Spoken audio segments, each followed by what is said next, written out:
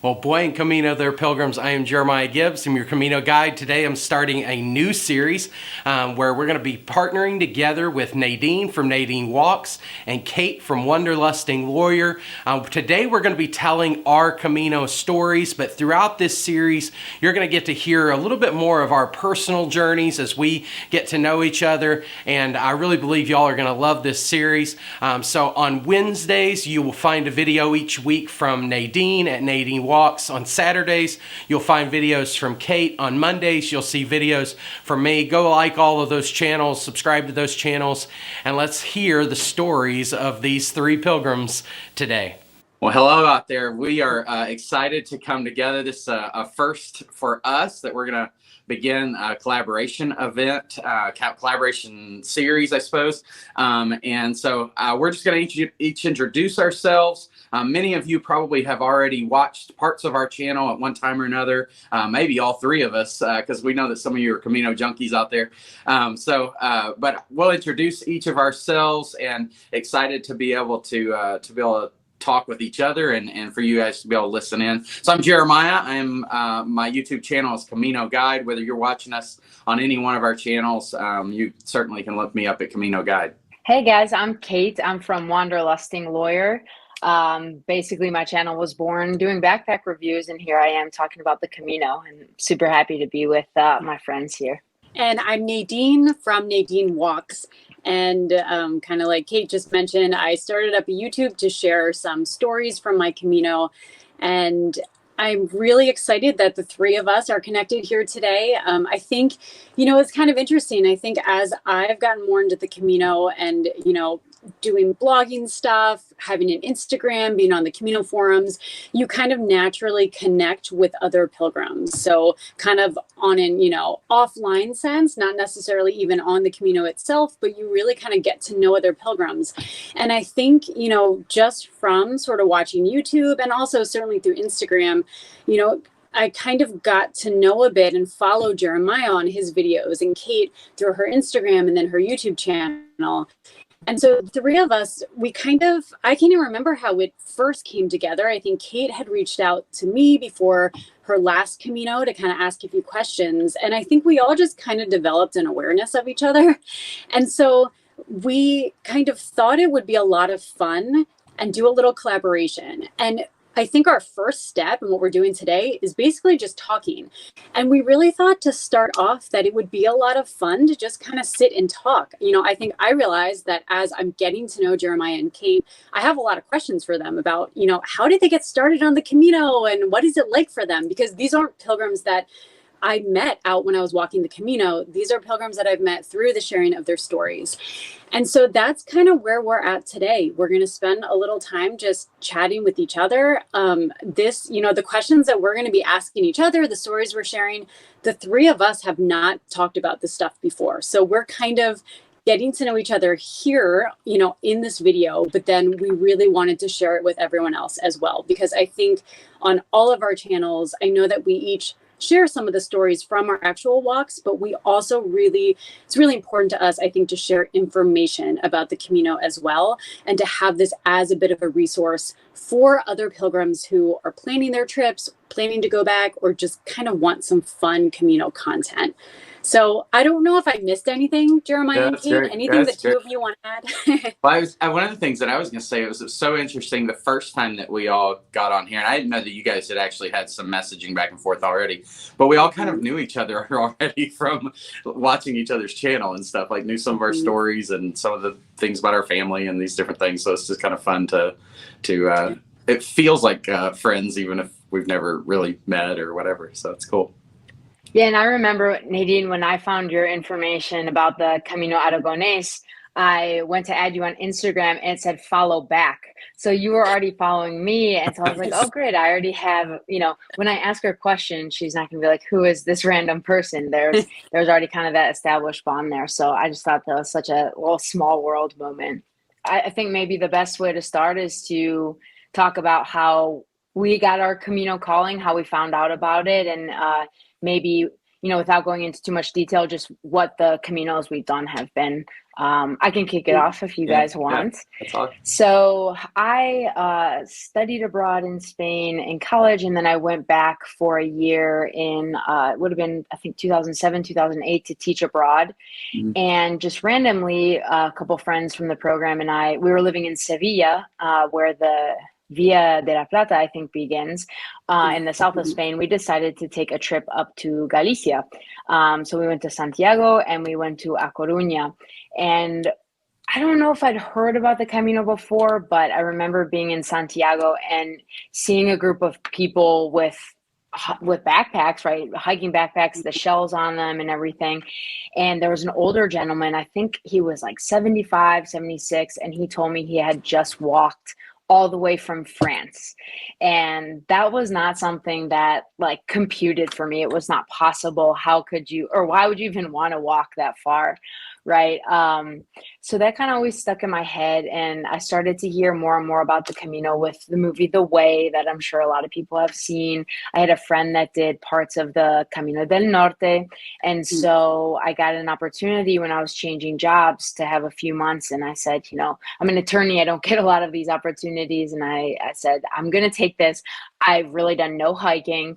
I do speak Spanish. That helps. So I'm just going to go for this adventure and we'll see what happens. And so it was really that I think it was British gentleman that I met in 2008 that informed me about Camino, and it just kind of kept resurfacing over the years. And so I walked my first Camino Francés in 2018, and then this past summer in 2021, the Camino Aragonés.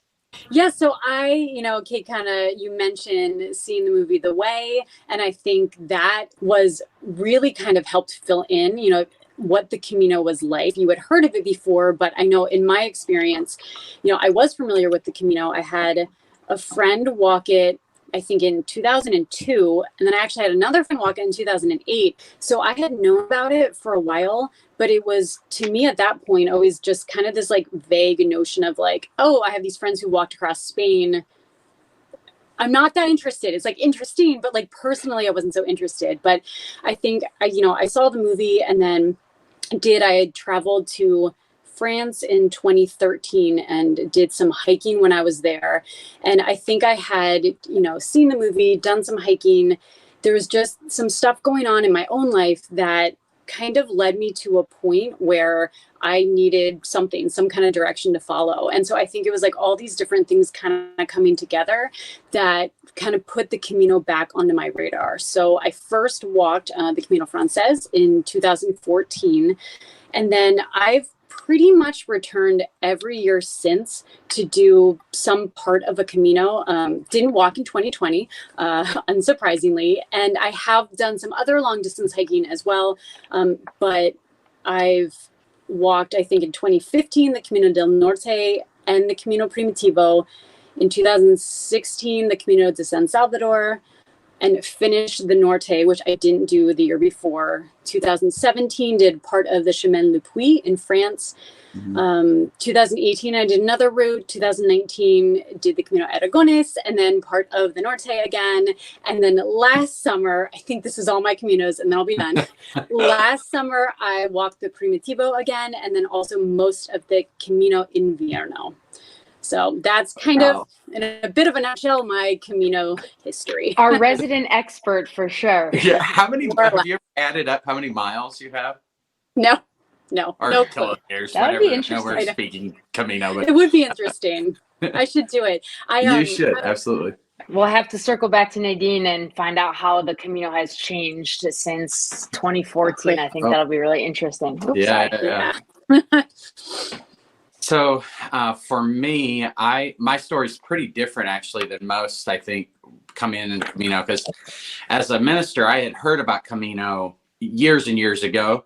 And as I was a Marine, and like I had no interest in going and doing anything about hiking. I was like, I've hiked all the miles I ever want to hike, and I had zero interest whatsoever.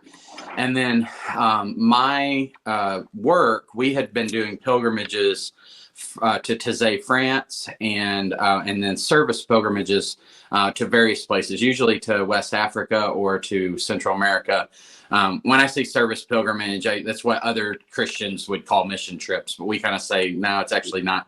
You're not going to save anybody. You're going because you want to be changed and made new, And so we have this language of pilgrimage. It had kind of been in our ministry for a while. And the Taizé pilgrimage wasn't super popular with students. They didn't want to go and just sit in silence for a week in France. I don't know why, but they didn't often. Some of them didn't. And so we started just looking for a new adventure, a new pilgrimage experience. And I ended up getting tuned into Camino in part because one of the books that we were reading in the vocation classes that I teach was the character in the book first walks to Machu Picchu and then bikes across America. And they were really drawn, the college students were really drawn into those stories and kind of this endurance event.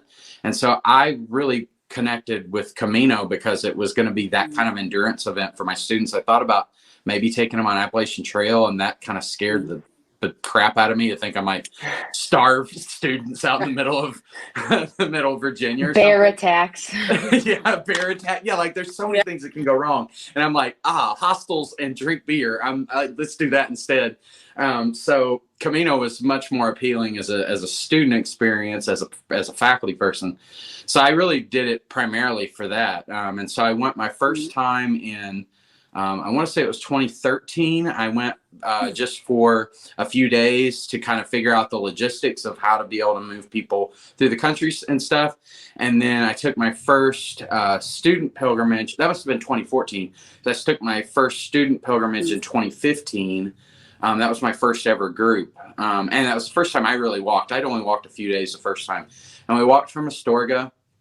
And that kind of became my pattern then. And so I've every year now been leading groups, always on Camino Frances. Even when I've gone by myself, I go back to Camino Frances, and always sections. I've never ever actually walked from St. John to Santiago in one shot. It's always been like 2 and 3 weeks at a time, which is all that a group can manage anyway. And so that's been my experience. And I think probably now Camino is just part of my life. So whether I'm leading a student group, or I've thought about maybe leading groups that would be gathered from the channel too. But I think probably I will continue to do at least one Camino every year. I just enjoy doing this. Maybe you'll be able to branch out some. But one of the things when I started looking at branching out is, at least you guys have more experience on the others, I didn't think I could take groups on any of the other ones. They didn't have enough structure probably. Maybe Portuguese, I don't know, but so I just kind of always been on Camino Frances. So I hope that you had as much fun with that as I did. Certainly click the like button so that other folks will find this as well. And if you want to learn more about my Camino story, you'll see the next video right there will give a longer version of my story. Buen Camino, pilgrims.